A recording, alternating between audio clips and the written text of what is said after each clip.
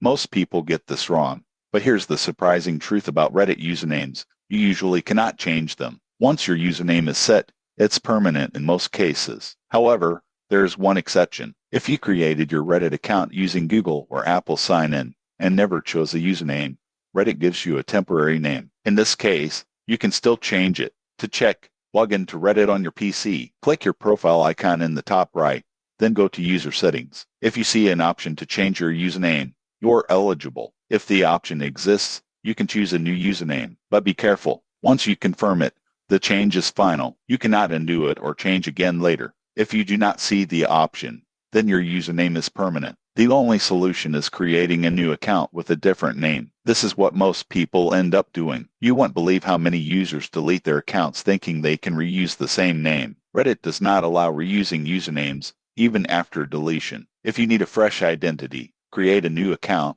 choose your desired username, and start over. You can still browse with your old account if needed. In conclusion, Reddit usernames are mostly permanent. Only new accounts created through external logins can change once. After that, the name stays forever. Subscribe for more Reddit tips so you avoid common mistakes before they cost you your account history.